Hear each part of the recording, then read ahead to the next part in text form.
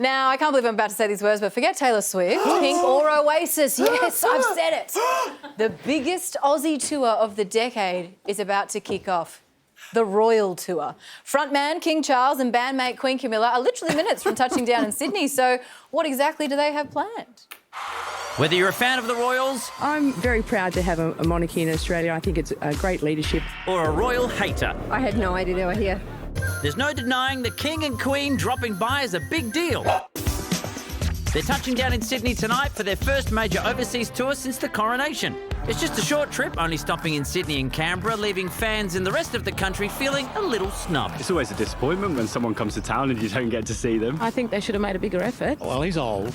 I'm 63 and I don't think I could handle that. To be fair, Australia is a really big country and sometimes you just got to cut it down to the really exciting bits where everything's happening, like Canberra. But if you're hanging out for a royal encounter, here's where you can find them. The King and Queen will land in Sydney tonight, have a rest day tomorrow, followed by some secret TBC gigs on Sunday. Then it's off to Canberra, where they'll visit the War Memorial, the CSIRO and Parliament House. Then they headline the Sydney Opera House and finish the tour with the Fleet Review in the harbour. After that, they're off to Samoa for the after-party. Rock on! I think Camilla's probably just thrilled to be as far away from his family as possible. But I reckon while she's here, she might want to go on a little tour of the Ballarat goldfields, perhaps, and just sort of learn about the gold diggers that have come before her. But no star-studded lineup is complete without a little controversy, with none of the state premiers choosing to attend the welcome party. My schedule is such that I'm just not able to make the reception. You've got to remember there is a cost of living crisis on at the moment and the Royals are not unaffected by this. I mean, the poor things are stuck to just sharing the spare room in one of Albo's investment properties. And the Australian Republican movement dropped some pretty cheeky merch in honour of their visit. Charles, King and Camilla in consort. Don't miss your chance to wave goodbye to royal reign. So will this be the royal swan song, or will fans demand an encore? Well, here to chat with us about all things royal is the former editor of the Australian Women's Weekly, Deborah Thomas. Deborah, welcome. Can you actually give us a bit of a temperature check? Just how excited is the nation for the King's arrival? I think we've got a bit of a mixed bag here. I'm kind of pretty excited because I think any kind of royal visit has a certain spectacle about it. And this is pretty historic because it's the first time a male head of state has come to Australia. So having the King here for the first time is important. For those who do love the Royals. Obviously, it may not be quite so important for the Republicans, but maybe people are not quite as excited as they were when he came, when he was the world's most eligible bachelor. I don't think bikini girls will be throwing themselves at him this time, but I still think it's pretty important.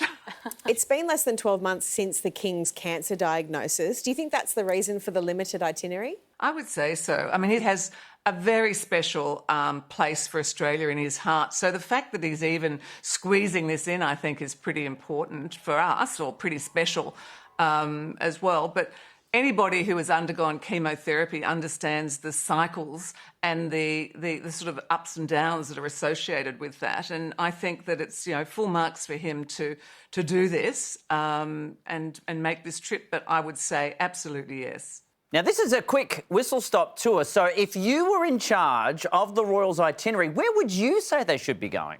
Oh, I think the Royals might like a road trip between Sydney and Byron Bay, and then they could see some of our big attractions like the big banana and the big prawn and some of those uniquely Australian sort of things that we can offer them that other countries can't. I love that. I think Charles should go over to the mint and check out his face on the new coins. Yes. It's exciting. I think it's exciting. Do you have any ID?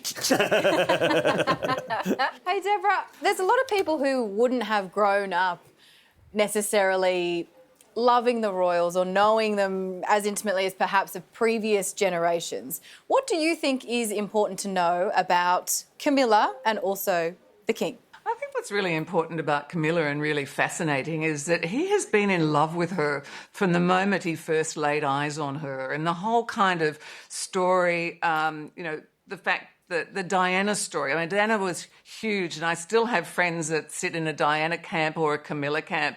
But I think she's done a really extraordinary job of reinventing herself since they were married in 2005, and he got to be with the love of his life.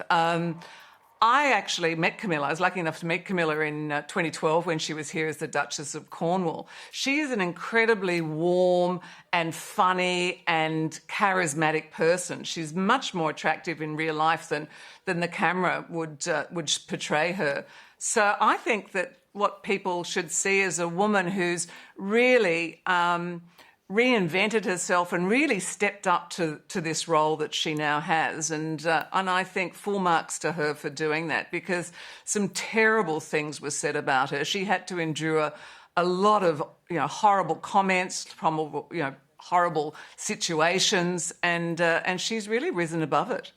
Deborah, thanks so much for your time. Pleasure.